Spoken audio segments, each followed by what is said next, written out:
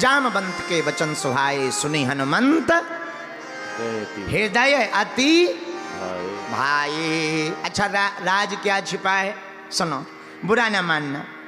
वृक्ष बड़े बड़े पेड़ देखे होंगे, जो पेड़ बुढ़ापे में आ जाते हैं, अवस्था बहुत हो जाती है, साल कई बीत जाते हैं, फल देना बंद कर देते हैं। भैया फल देना जरूर बंद कर देते हैं, पर छाया तो पुराने पेड़ों की ही घनी रहती है। वैसे ही माता पिता अगर बूढ़े हो जाएं तो धन भले ही ना कमा पाएं, पर अनुभव के बल पर तुम्हारा जीवन बचाने की क्षमता रखती है। यही इस चौपाई का अर्थ है। क्या जामवंत जी हैं बूढ़े, जामवंत मंत्री अति बूढ़ा। जामवंत जी बूढ़े, मंत्री हैं। मंत्री किसके? राम जी के सलाहकार। हनुमान जी हैं जवान, जामवंत जी हैं बूढ़े। आहा, हनुमान जी ने पूछा क्या जाने के पहले, जामवंत में पूछो तो ही उचित सिखावन दीजो मोही। हम आपसे पूछ रहे क्या, हमें लंका जाना है, कुछ सजेशन।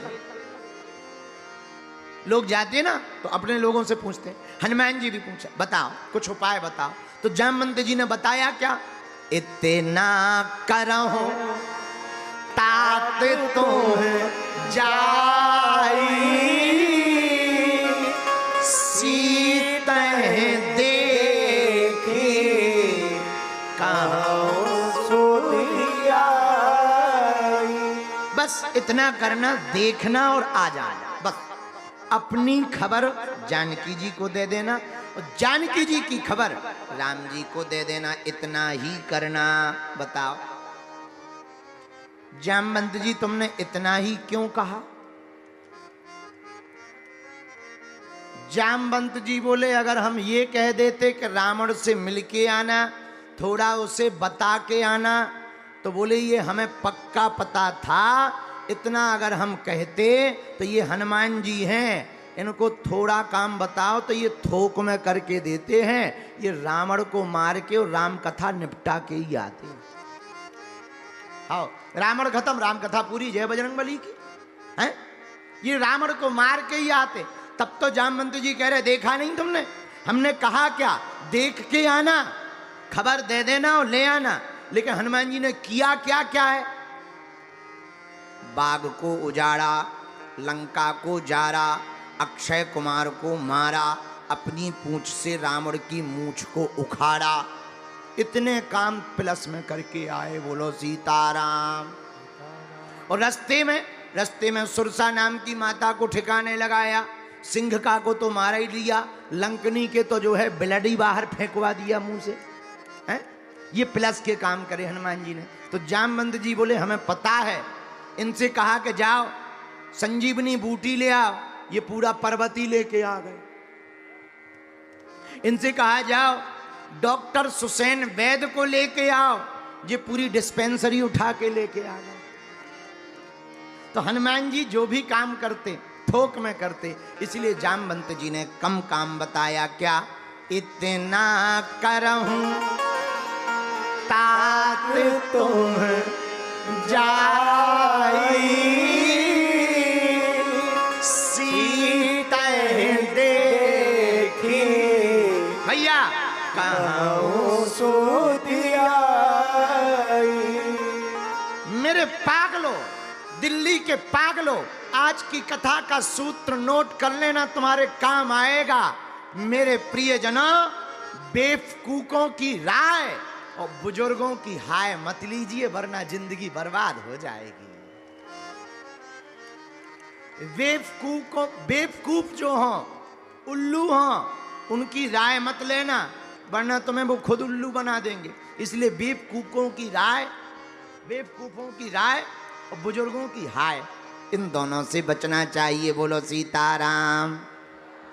अपने से बड़े का आशीर्वाद लेकर के ही चलना चाहिए, ये सुंदरकांड का मतलब है। और जो अपने से बड़ों को प्रणाम करके चलता है, आहा हा, बोले होता क्या? बोले होता जाता कुछ नहीं है। जो अपने से बड़ों को प्रणाम करके चलता है, अपने से बड़ों की सीख लेकर के चलता है, उसकी जिंदगी में धक्के तो लगते हैं पर संभलने के मौके बार बार मिलते हैं। बोलो सीताराम।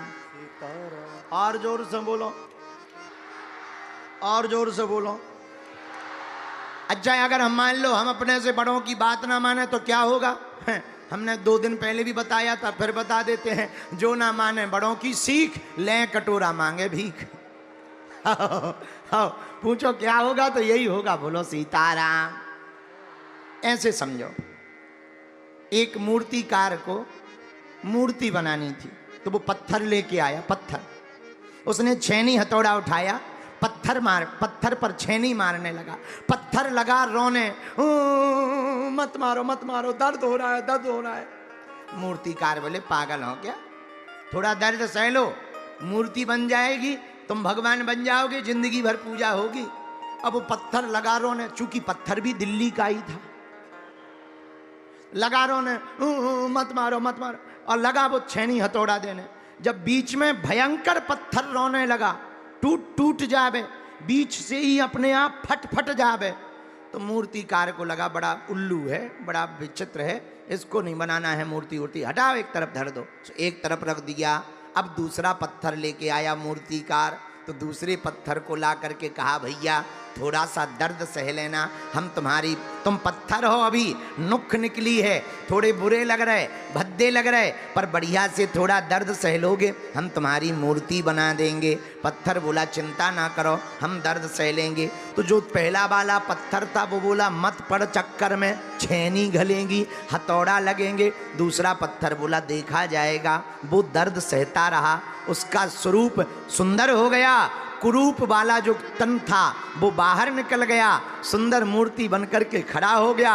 एक खरीदार पहुंचा, पश्चिम बिहार का रहने वाला चंगीलाल, मूर्ति खरीदने के लिए गया। सुंदर सी मूर्ति देखी, आहा कितनी सुंदर मूर्ति है, कितने में दी? 5000 रुपया दक्षिणा सहयोग लगेगा। अच्छा चलो ले लो। जैसे ही मूर्ति ले जाने लगा तो जो पहला वाला पत्थर था वो बोला कहो मूर्ति से चले गए तुम? तो मूर्ति बोली हम तो जा रहे, लेकिन उस चंगीलाल की नज़र दूसरे वाले पत्थर पर पड़ी जो ऐसे ही डला हुआ था।